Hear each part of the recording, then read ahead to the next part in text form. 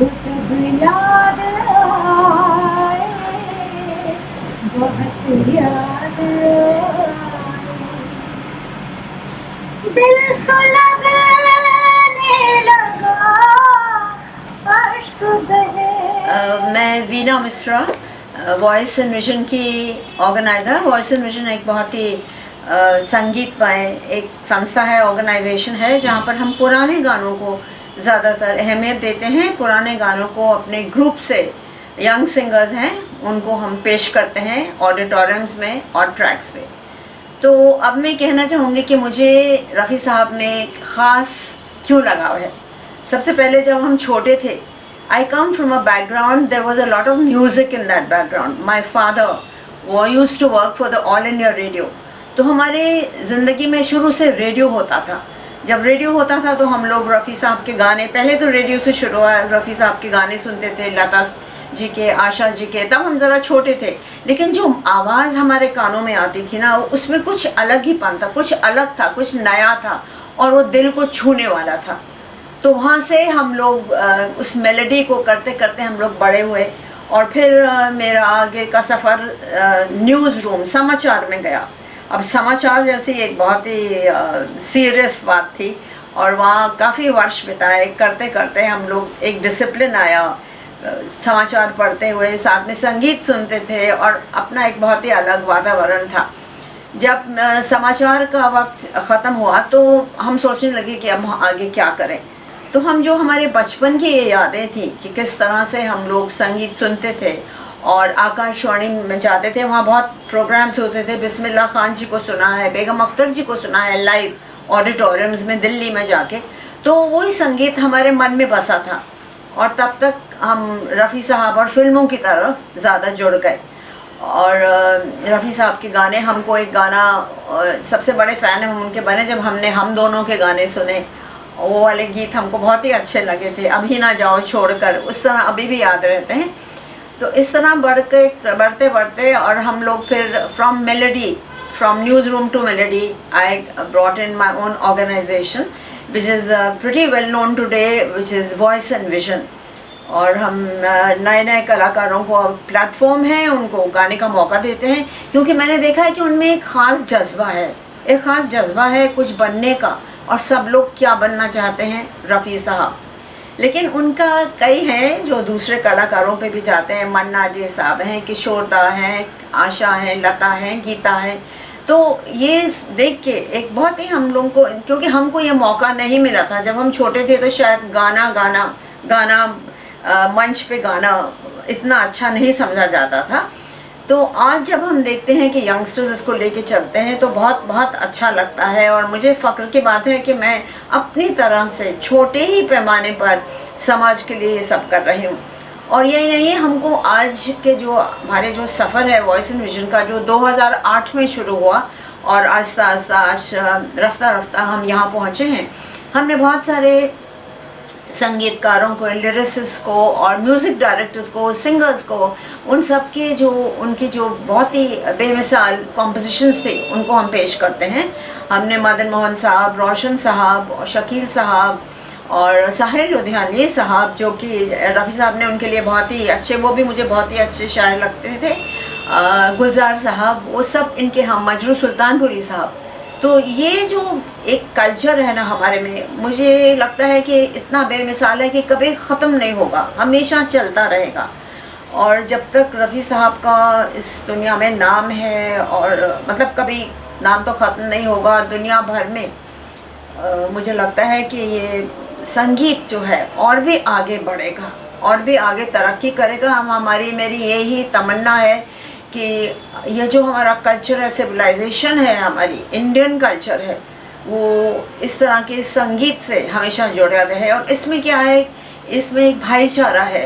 जैसे रफ़ी साहब के लिए कोई मज़हब नहीं था, वो हर तरह के लोगों को, हर तरह के सिचुएशंस को बहुत अच्छी तरह समझते थे। उनमें ना कोई हिंदू था, ना कोई मुसलमान था, ना कोई सिख था, ना कोई ईसाई था। वो एक अच्छे इंसान थे, और उनसे हमें सीखने को बहुत मिलता है। मुझे फ़ख्र है कि मैं अभी उनकी कॉम्पोजिशन सुनी, उन्हीं की ज़िंदगी में वो हमारी जो ज़िंदगी में आए उनके लिए बहुत बहुत शुक्रिया।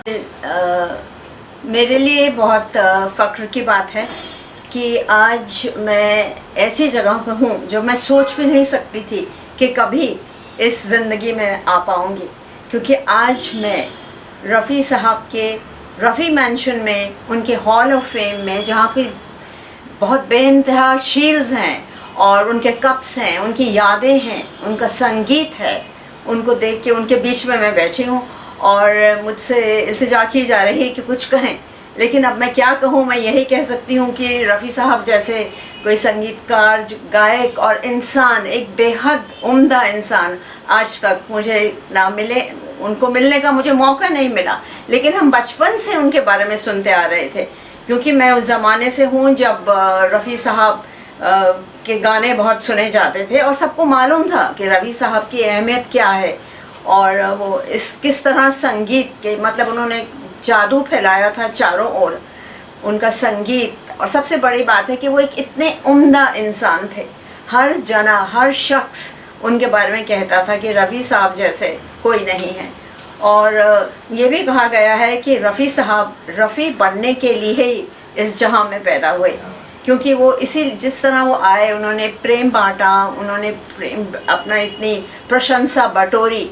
और सबसे बात, उनके लिए मज़हब कोई बात नहीं थी, वो सबको गले लगाते थे। उनका जो संगीत था वो महलों में सुना जाता था और झोंपड़ों में भी सुना जाता था। तो इस तरह के इंसान को, जिसमें इतना हुनर हो और बेइंतहा उनकी अच्छाई है जो दुनिया भर में फैली हुई है, वहाँ मुझे बहुत फ़ख्र हो रहा है। मैं इस वक्त बैठी हूँ, देखिए कितनी सारी शील्ड्स हैं, कितने सारे उनको पुरस्कार मिले, यहीं नहीं इंटरनेशनल, और कितने सारे लोगों के साथ उन्होंने गाया, आशा जी, लता जी और भी बड़ी बड़ी बेशुमार हस्तियाँ। और सबसे बड़ी बात तो यह है कि जो यहाँ का टेक्निक है, जो यहाँ के म्यूज़िक है, जो 78 RMPs और 45 और 78, उनका जब मैं संगीत सुन रही हूँ तो मुझे I can't believe that the quality of the thing is still as good, in fact it's better than what I feel right now. So I would like to say that आप सबको बहुत बहुत मुबारक कि आपने इतनी अच्छी तरह से उनकी यादें बटोर कर रखी और हम लोगों को मौका दिया कि हम आएँ। और हम आज की जनरेशन है, आपको मालूम है वो कितना चाहते हैं, हर जना सिर्फ मेरे ग्रुप में आता है, वो कहते हैं कि हमको रफ़ी साहब जैसे गाना है।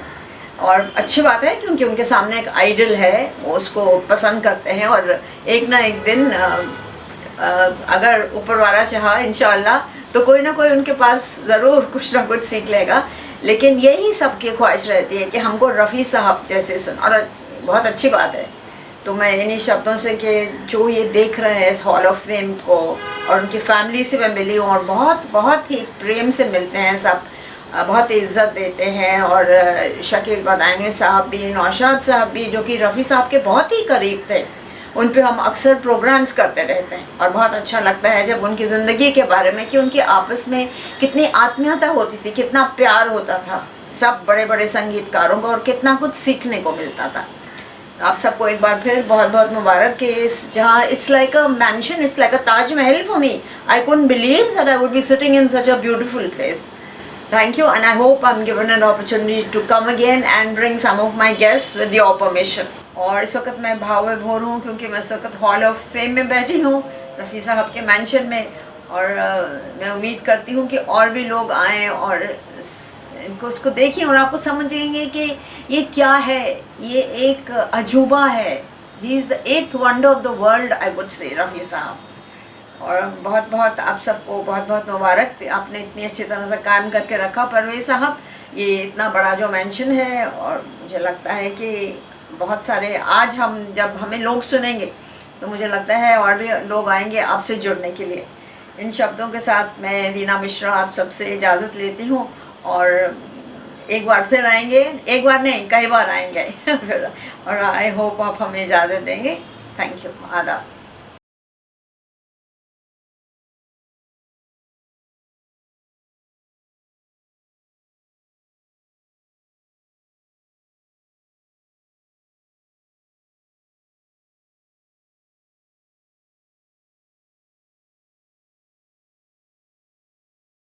ख्यालों में आ मुस्कुरा